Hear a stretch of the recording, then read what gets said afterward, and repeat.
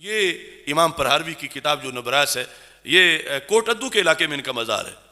इन्होंने अपने अहद में जवानी में फौत हो गए थे, मगर इनकी अरबी किताबें अरब मुल्कों में भी पढ़ाई जाती हैं। कोटद्दू मुजफ्फराबाद।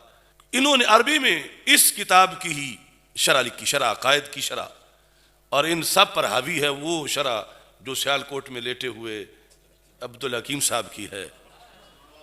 ये जो जहाँ से ये मतन शुरू होता अफजलुल बशर, यहाँ पर हारवी लिखते हैं ज़कर अल मुहक्किकून अन्न फ़ज़ीलतल मबहूस अनहा फ़िल कलाम हिय कसरतुस सवाब ए आज़मुल जज़ाए अला अमालिल खैर ला शरफ़ुन नसब, कि अफजलियत का मदार कसरत सवाब पर है। इसके मुकाबले में दो चीज़ों की नफ़ी की, उस पर मदार नहीं है। एक नस्बी शराफत पर अफजलियत का मदार नहीं, नस्बी शराफत पर। आम नस्ब नहीं कि ये चट्टा है, ये चीमा है, ये शेख है, ये चौधरी है, नहीं, वो बुजुर्ग हस्तियों वाला नस्ब। उसके मुकाबले में भी कहा कि उस नस्ब के शरफ पर भी अफजलियत का मदार नहीं। एक उस पर मदार नहीं, दूसरा कि जाहिरी तौर पर बंदगी कौन ज्यादा करता है, इस पर भी नहीं। मदार यह है कि अल्लाह के यहां सवाब किसका ज्यादा है।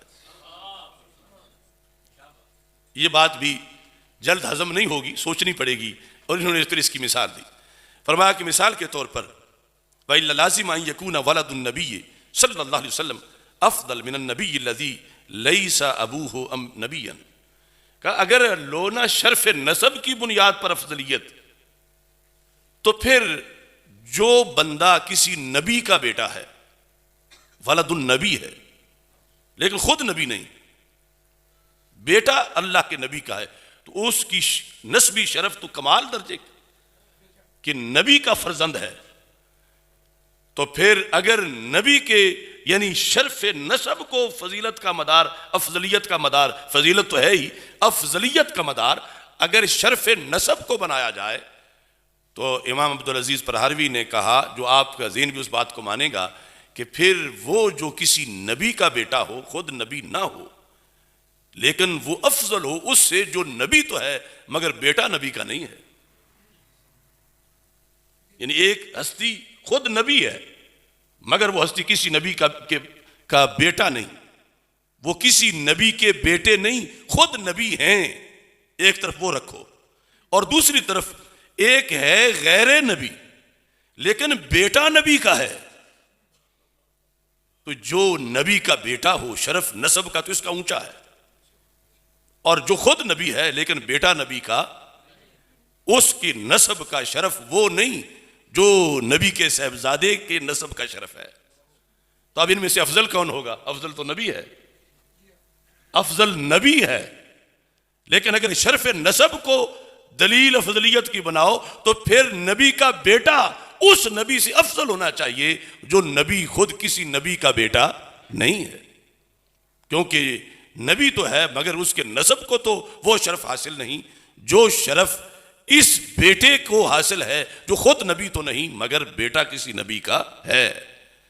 तो इस वास्ते शरीयत में अफजलियत का मदार शरफ नसब पर नहीं, वरना यह लाजम आएगा कि गैर नबी नबी से अफजल हो जाए, और गैर नबी को नबी से अफजल मानने से कुफर लाजम आता है।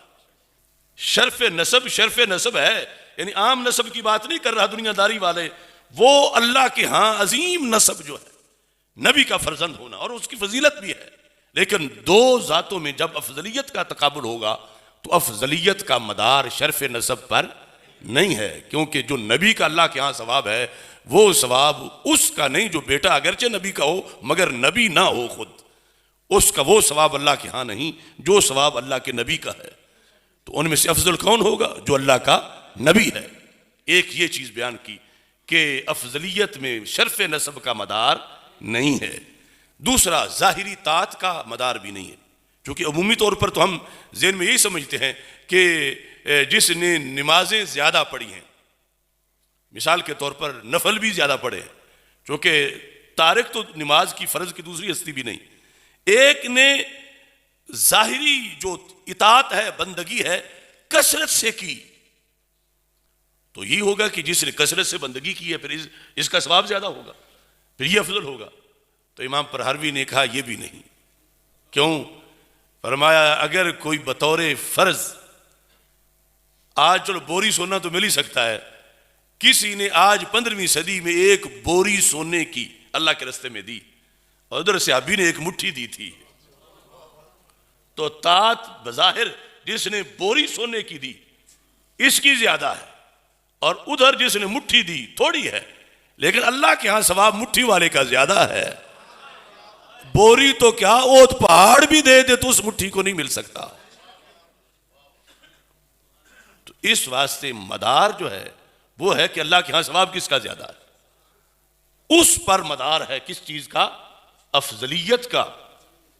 तो इस चीज को यानी अब वैसे ज़हन में रख लो कि जितना सवाब हजरत सिद्दीक़ अकबर रज़ी अल्लाह ताला अन्हु का अल्लाह के यहां है, इतना नबियों के बाद किसी उम्मत के किसी फर्द का नहीं है।